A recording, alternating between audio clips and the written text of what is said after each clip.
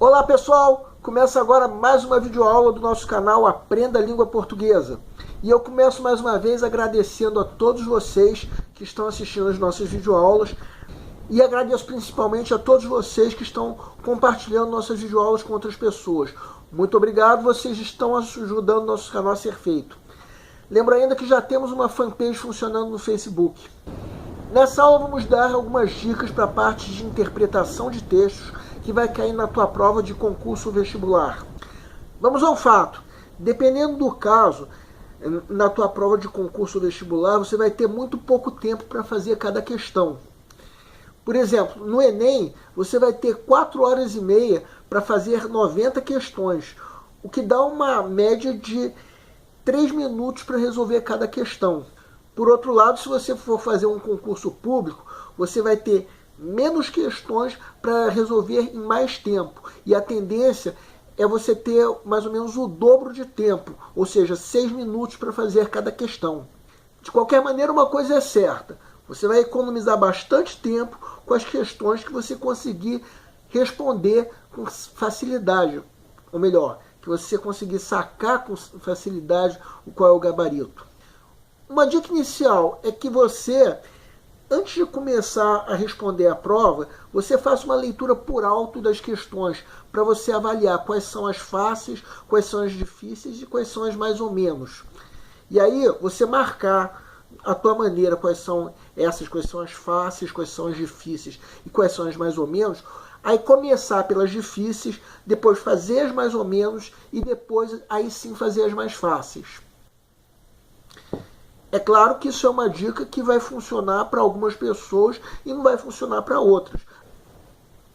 Cabe a vocês avaliarem quais são as melhores dicas para vocês.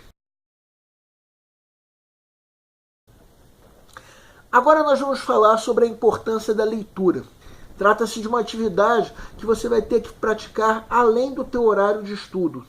Afinal de contas, na tua prova, além da parte de português ou linguagens e outros códigos, dependendo do caso, você também vai fazer uma prova de atualidades.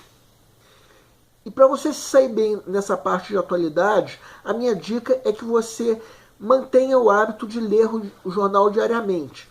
Não estou falando ler do começo ao fim. Isso também vai consumir muito tempo e eu acho que quase ninguém consegue isso.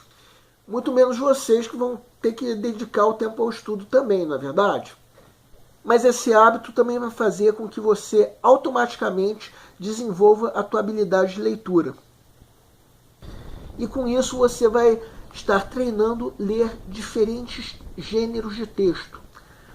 Até no momento em que você assistir um filme ou uma peça de teatro, você vai estar lidando com outro gênero de texto, que é o filme, a peça teatral, são gêneros diferentes de texto. Mas lembre-se de dedicar um tempo suficiente ao teu estudo. Não vai dar certo se você não dedicar um tempo para estudar e ficar ocupando o teu tempo com videogames, outras atividades que não tem nada a ver com o teu estudo. Não estou dizendo com isso abrir mão do lazer, não é isso que eu estou falando. Eu não acho certo se aconselhar a um vestibulando nem a um concursando se dedicar só e unicamente aos estudos. A vida não é só isso. Se você acha que vale a pena, paralelamente ao teu estudo, você praticar uma outra atividade de lazer, sei lá, aprender um instrumento musical ou qualquer outra coisa, é aquela coisa, você sabe muito melhor do que eu o que é melhor fazer com a tua vida. Eu não acho certo se aconselhar fazer ou não fazer essas coisas a concursandos nem a vestibulandos. É melhor a gente partir do princípio que o concursando ele é adulto e sabe muito melhor do que eu o que é melhor ele fazer com a vida dele. Se ele acha que é melhor interromper uma atividade, ele que faça isso. Eu não conheço melhor o estudante do que ele próprio. A melhor pessoa para avaliar o que é melhor você fazer com a tua vida é você mesmo. A mim cabe muito mais dar dicas e auxiliar você nos estudos. Mas é importante que você mantenha o foco. No momento em que você estiver estudando, é bom que você não se disperse. Então, no momento em que você estiver lendo um texto, ou um artigo de jornal, ou de revista, ou assistindo a um filme, uma peça de teatro, qualquer coisa do tipo, você vai estar exercitando tua capacidade de interpretar textos, que é uma coisa que vai ser cobrada na tua prova. No momento que você estiver lendo um texto qualquer, seja um artigo de jornal, um artigo de revista, você deve extrair ao máximo as informações para construir os teus argumentos na prova de redação, assim como para compreender e interpretar bem os textos que vão cair na parte de interpretação de textos. Os textos que vão cair na tua prova devem ser lidos para que você compreenda qual é o principal assunto abordado. Nas nossas aulas sobre coesão textual, nós mostramos como são feitos os vínculos lógicos entre as diversas partes do texto, as frases, os parágrafos e por aí vai. Mas para responder as questões, você vai ter que entender qual é o sentido do texto. Para isso, vamos falar agora sobre os diferentes modelos de interpretação textual que foram colocados pelo teórico Daskal. O primeiro modelo é o modelo criptológico. Segundo esse modelo, o sentido de um texto está no próprio texto, de modo que cabe ao leitor descobrir qual é o sentido desse texto. E nesse caso, a língua é entendida como um código e o texto passa a ser entendido como um produto de codificação. O sentido deve ser, então, inferido pelo leitor. Outro modelo, o modelo hermenêutico. Segundo esse modelo, o sentido de um texto é dado pelo leitor, por sua interpretação própria do texto, sua leitura própria do texto. O leitor interpreta o texto de acordo com o seu ponto de vista, suas vivências e por aí vai. Outro modelo é o modelo pragmático. Nesse caso, o sentido é dado pela intenção de quem produziu o texto. Nesse caso, a produção do texto é uma ação comunicativa. E o agente dessa produção tem uma determinada intenção. Outro modelo é o modelo superpragmático. Nesse caso, o leitor também capta qual é a intenção do produtor do texto. Mas aí ele passa a levar em conta também o contexto em que o texto foi produzido. Não leva em conta propriamente o sentido do enunciado. E existe ainda o modelo das estruturas profundas causais, em que entram em jogo forças que vão além da atividade humana. Nesse caso, entram estruturas como o inconsciente e a ideologia. Bem, agora que nós falamos desses 5 modelos de interpretação textual, vocês já devem estar se perguntando assim: qual deles é o certo? Qual deles eu vou usar? A resposta é: depende. Nossas videoaulas são voltadas para concursandos, de modo que na parte de interpretação de textos, você deve responder de acordo com o texto que você leu, não de acordo com o que você acha. Então, no caso da parte de interpretação de textos, o modelo hermenêutico tem que ser evitado mesmo, a não ser que a questão peça alguma coisa nesse sentido. Por outro lado, o modelo hermenêutico você vai ter que usar no momento em que você estiver fazendo leitura de jornal, e você também vai ter que usar esse modelo na hora de fazer a tua prova de redação. Você vai ter que usar o modelo hermenêutico na leitura dos textos motivadores.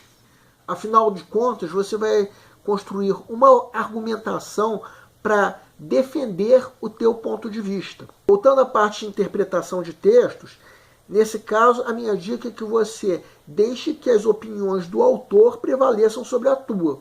Afinal de contas, as questões vão ter que ser respondidas de acordo com o texto. Agora vamos fugir um pouco do contexto dos concursos, para pensarmos o que aconteceu, por exemplo, quando no século XIX, o linguista Jean-François Champollion decifrou a Pedra de Roseta, descobrindo assim a história do Egito. Nesse caso, ele teve que usar o modelo criptológico. Afinal de contas, nesse caso, o que importa é muito mais o que estava escrito. Agora vamos entender como a parte de interpretação de textos é cobrada nos vestibulares e concursos, com uma questão que caiu na FUVEST na prova de 2016. Segue um quadro. FUVEST 2016. Seria ingenuidade procurar nos provérbios de qualquer povo uma filosofia coerente, uma arte de viver. É coisa sabida que a cada provérbio, por assim dizer, responde outro de sentido oposto. Há quem preconiza o sábio limite das despesas porque vintém poupado, vintém ganhado, replicará o vizinho farrista com razão igual. Da vida nada se leva. Mais aconselhável procurarmos nos anexins não a sabedoria de um povo, mas sim o espelho de seus costumes peculiares, os sinais de seu ambiente físico e de sua história. As diferenças na expressão de uma sentença observáveis de uma terra para outra podem divertir o curioso e às vezes até instruir o etnógrafo. Povo marítimo. O português assinala semelhança grande entre pai e filho, lembrando que filho de peixe, peixinho é. Já os húngaros, ao formularem a mesma verdade, não pensavam nem em peixe nem em mar.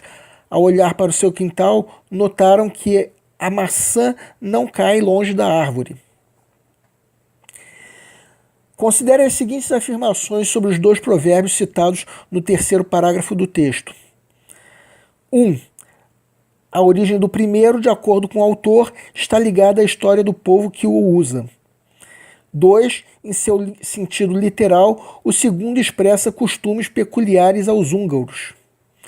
3. A observação das diferenças de expressão entre esses provérbios pode, segundo o pensamento do autor, ter interesse etnográfico.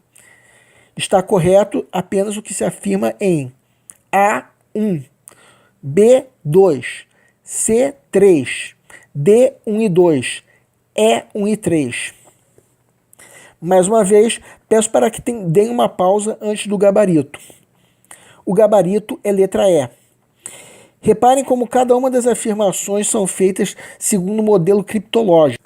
A afirmativa 1 está perfeitamente correta. É isso mesmo que o autor diz, que o ditado filho de peixe, peixinho é, foi criado em Portugal para falar da semelhança entre pai e filho pelo fato de ser um povo marítimo. A afirmativa 2 é incorreta. Para notarmos isso, basta usar o senso comum. Será que o olhar para o quintal é um costume peculiar dos húngaros? Será que são só os húngaros que fazem isso? Claro que não. A afirmativa 3 está correta. É isso mesmo que o autor afirma. Ou seja, as alternativas 1 e 3 são as corretas, o que nos leva ao gabarito letra E.